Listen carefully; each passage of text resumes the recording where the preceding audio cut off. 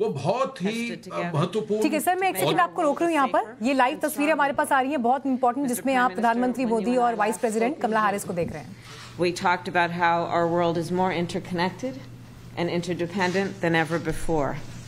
And the challenges that we face today have highlighted that fact, be it COVID-19, the climate crisis, and the importance of our shared belief in a free and open Indo-Pacific region. On COVID-19, our nations have worked together. Early in the pandemic, India was a vital source of vaccines for other countries. When India experienced a surge of COVID in the country, the United States was very proud to support India in its need and responsibility to vaccinate its people. And I welcome India's announcement that it will soon be able to resume vaccine exports. It is of particular note and admiration that India, I'm told, is currently vaccinating approximately 10 million people a day as of today. माननीय प्रधानमंत्री जी, आपका Washington DC में स्वागत करना मेरे लिए एक बहुत बड़े गर्व की बात है।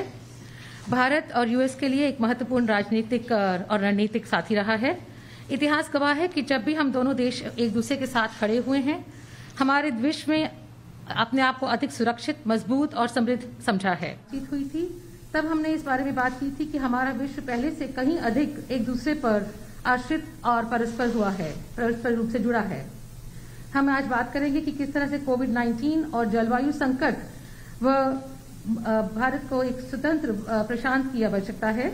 हमारे सामूहिक कार्यों में हमने देखना है कि कोविड-19 के लिए हम किस तरह से संपूर्ण रूप से मिलजुल कर बात कर सकेंगे।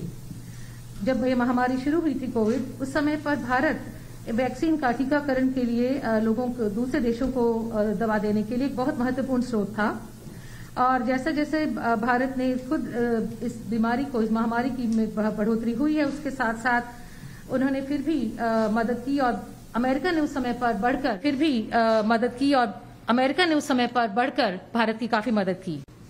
मैं इस समय पर स्वागत करती हूं आपकी इस घोषणा का कि आप जल्द ही टीकाकरण के निर्यात की फिर से शुरुआत करने वाले हैं। और मैं समझती हूं कि ये जो आप 10 मिलियन लोग हर रोज आपके देश में टीकाकरण प्राप्त कर रहे हैं, ये एक बहुत ही प्रभावशाली कदम है। On the issue of the climate crisis, I know that India and you take this issue quite seriously.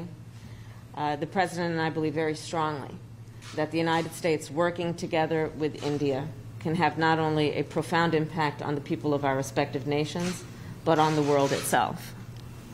माननीय प्रधानमंत्री जी, हम जलवायु संकट के बारे में हम सब जानते हैं कि आप इसे बहुत ही गंभीरता से लेते हैं और इसके लिए भारत और अमेरिका के बीच में साझेदारी है, उसका एक बहुत बड़ा और गहरा असर होगा। मैं इसके बारे में आपके साथ और बातचीत करने की राह देखती हूँ। And as it relates to the Indo-Pacific, the United States, like India, feels very strongly about the pride of being a member of the Indo-Pacific, but also the fragility and the importance and strength as well of those relationships, including maintaining a free and open Indo-Pacific. और जहाँ तक भारत प्रशांत की बात है, America उसका एक गौरवान्वित सदस्य है और हम समझते हैं कि दृढ़ता के साथ ये महसूस करते हैं कि हमें इंडो पैसिफिक को स्वतंत्र व खुला क्षेत्र रखना है। Finally, as democracies around the world are under threat, it is imperative that we defend democratic principles and institutions within our respective countries and around the world, and that we maintain what we must do to strengthen democracies at home, and it is incumbent on our nations to, of course, protect democracies in the best interest of the people of our countries.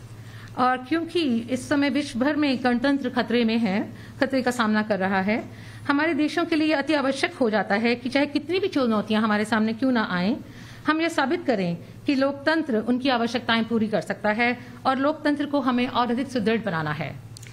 And Mr. Prime Minister, I look forward to discussing how our nations can continue to best work together to strengthen our relationship around our mutual concerns, around the challenges we face, but the opportunities that those challenges also present. I know from personal experience and from my family of the commitment of the Indian people to democracy and to freedom, and to the work that may be done and can be done to imagine and then actually achieve our vision for democratic principles and institutions. Thank you. माननीय प्रधानमंत्री जी, मैं आपके साथ इस बारे में बातचीत करना चाहूंगी कि किस तरह से हमारे देश एक साथ हम इन चुनौतियों का सामना कर सकते हैं, हम दोनों देश मिलकर के, और किस तरह से इस युग को हम इन अवसरों का लाभ उठा सकते हैं। मैं जानती हूँ कि आप भारत के लोग इस बारे में दृढ़ संकल्पी हैं और इसमें हमारे जो उद्देश्य की भावना है वो बहुत गहरी है। इस गहराई तक जाने के लिए और इसे प्राप्त करने के लिए मुझे गर्व है।